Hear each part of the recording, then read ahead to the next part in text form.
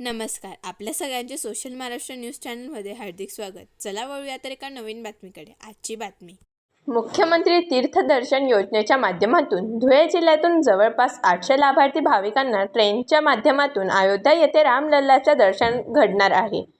पालकमंत्री जयकुमार रावल यांच्या हस्ते या ट्रेनला हिरवा झेंडा दाखवण्यात आला. यावेळी पालकमंत्री जयकुमार रावल यांनी सर्व लाभार्थी भाविकांवर पुष्पवृष्टी करून त्यांना शुभेच्छा दिल्या. यावेळी आमदार अनुप अग्रवाल, खासदार शोभा बच्चाव, जिल्हाध्यक्ष गजेंद्र अंपळकर, जिल्हाधिकारी जितेंद्र पापळकर, पोलीस अधीक्षक श्रीकांत धिवरे यांच्यासह भाजप पदाधिकारी उपस्थित होते. धुळे रेल्वे स्थानकावरून ही रेल्वे आज अयोध्येच्या दिशेने प्रस्थान झाली आहे.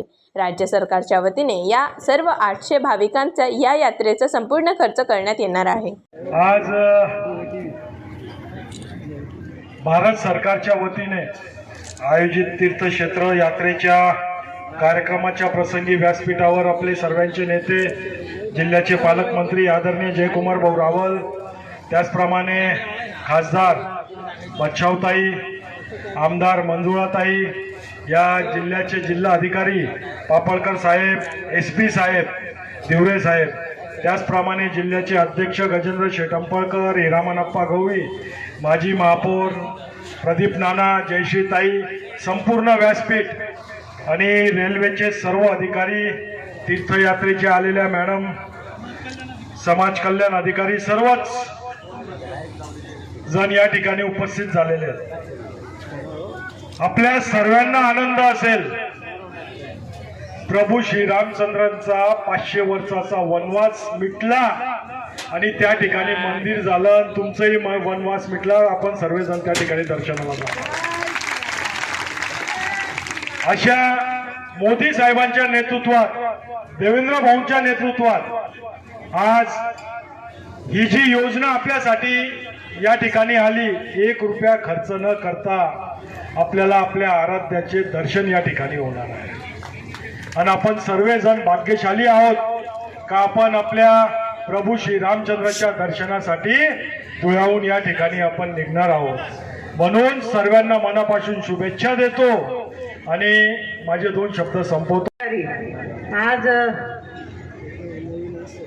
सामाजिक न्याय विशेष सहाय्यक विभाग मंत्रालय मुंबई मुख्यमंत्री तीर्थदर्शन योजना अंतर्गत श्रीराम मंदिर अयोध्या धाम तीर्थदर्शन यात्रेचा शुभारंभ सन्मान्य आपले पालकमंत्री महोदय यांच्या हस्ते होतो आहे.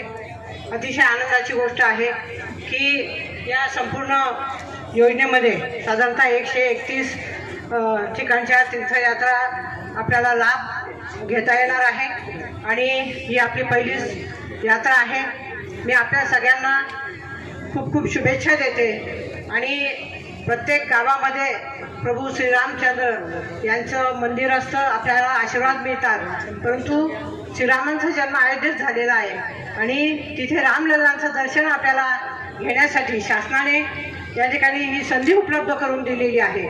मी महाराष्ट्र शासन आणि केंद्र शासनाचे खूप खूप आभार मानते. खरं तर केंद्र शासन आणि राज्य शासनाच्या विविध योजना असतात, त्याचा लाभ आपण निश्चितपणे या ठिकाणी घेतला पाहिजे. मी अधिक बोलणार नाही कारण मंत्री महोदय साहेबांना वेळ होतो आहे. तरी देखील मी आपल्या सर्वांना या यात्रेसाठी हार्दिक शुभेच्छा देते. आवाज येते तुमचा, अयोध्यापर्यंत यायला पाहिजे ना. जय जय श्रीराम, भारत माता की. आज तुमचे लाडके भाऊ, राज्याचे मुख्यमंत्री यांच्या माध्यमातून, देवेंद्र फडणवीस साहेबांच्या माध्यमातून ही मुख्यमंत्री तीर्थदर्शन योजना याच्या अंतर्गत ही धुळ्याहून पहिले यात्रेकरांची ही रेल्वे इथे जाणार आहे. 1,30,00,000 रुपये खर्च करून आजचा हा कार्यक्रम हे आपल्या हक्काच्या सरकारने घेतलेला आहे की आमचे जे ज्येष्ठ नागरिक आहेत, 60 वर्षाच्या त्यांच्यावर वय आहे, त्या सगळ्यांना सारी सेवा उपलब्ध करून इथून आम्ही फुलांनी तुमचं सगळ्यांचं अभिनंदन केलंय. रेल्वेत तुम्ही बसणार आहे आणि परत इथपर्यंत येईपर्यंत साऱ्या व्यवस्था तुमच्याकडे किट तुम्हाला दिलं जाईल, टूथब्रश, पेस्ट वगैरे सगळं साहित्यवालं. सकाळी तुमचा नाश्ता असेल, चहा पाणी असेल, दुपारचं जेवण असेल, संध्याकाळचा नाश्ता असेल, सगळी व्यवस्था ही सगळी टीम आली आहे ना, ही तुमची सगळी सेवा करणार आहे. आणि तुम्ही पण श्रावण बाळ सारखे सेवा करा त्यांची. आता तुम्ही सगळे जाणार आहेत, आयुष्यातलं पुण्य आपल्याला सगळ्यांना मिळणार आहे. त्या पुण्याचा थोडासा वाटा आम्हाला सगळ्यांना मिळणार आहे, कारण मंचावरच्या लोकांचं आपल्या सगळ्यांमध्ये त्याचं योगदान आहे. मी या देशाचे कणखर, मजबूत आणि आपले सगळे पितृतुल्य, आपल्या सगळ्यांचे प्रेमाचे पंतप्रधान आदरणीय मोदी साहेबांचं मी आभार व्यक्त करेल की IRCTC ही भारतीय रेल्वेची व्यवस्थेच्या माध्यमातून सारी व्यवस्था करण्यात आली. आणि राज्याचे मुख्यमंत्री यांनी ही जे काही शब्द दिला, बऱ्याच वेळा आपल्याला वाटतं की निवडणुकीमध्ये भाऊ निवडणूक पुरता आहे का, निवडणूक झाल्यानंतर पुढे काय. परंतु आम्ही हे महायुतीचं आमचं सरकार आहे, जे आम्ही बोलतो ते आम्ही करतो आणि जे आम्ही बोललो ते आम्ही वचन निभावलं. आणि म्हणून आपल्याला धुंडून आणलेलं आहे. काही 30-40 लोक तर ऐन वेळेस अजून बी आले नाही. म्हणून रेल्वेवाल्यांनी प्रयत्न करून, कोणती आजी मला भेटली ती म्हणे मला नंबर लागत नाही, बसाडा म्हणून जाणलं.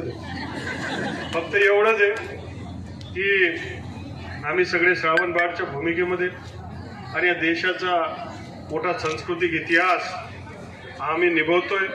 4 धाम यात्रा झाली पाहिजे, तीर्थाचं दर्शन झालं पाहिजे आणि त्यासाठी आम्ही सारेजण आपलं काम करतोय. मी आपल्या सगळ्यांना विनंती करेल की सुखरूप जा आणि सुखरूप या. काय करायची गरज नाही, काय पळापळ करायची गरज नाही. तुमचे ग्रुप 5-10 लोकांचा ग्रुप बनवा आणि त्या लोकांनी एक दुसऱ्याशिवाय पुढे सरकायचं नाही. आणि पूर्ण रेल्वेवाल्यांना विनंती करेल, थोडं सिस्टमॅटिक, थोडं ज्येष्ठ नागरिक, 2-2 लोक आहेत त्यांचा नंबर घ्या, फोनवर संपर्क करा, 4-5 लोकांचा संपर्क करा. इकडे ताटाटूट आता गर्दी आहे, लोक आहेत, यात्रा आहे, कुंभाच्या मेळ्यामध्ये लोक हरून जातात. चिंता करायची गरज नाही. अडचण आली तर विमानाने तुम्हाला आम्ही घेऊन येऊ, तुम्ही फक्त आम्हाला संपर्क करा, काय चिंता नाही. पण याचा अर्थ नाही की थांबून जा तिकडे भाऊ जाडा विमान जायला बरोबर. या बोला, धुळे जिल्ह्याच्या या कानादेशाच्या माध्यमातून सतत इथले आमदार, खासदार, प्रतिनिधी, अधिकारी हे सतत कष्ट करतात आहे आणि ते सामान्य लोकांसाठी जे काय करते ते करण्याचा आमचा प्रयत्न राहील. खूप लांबलचक भाषण देणार नाही. आल्यानंतर तुम्ही कसं काय अनुभव घेतला तो आम्हाला सांगा. सुखरूप जा, सुखरूप या. बातमी आवडल्यास चॅनलला लाईक व सबस्क्राईब करा व दररोज अशा नवनवीन बातम्या पाहण्यासाठी चॅनलला फॉलो करा. धन्यवाद.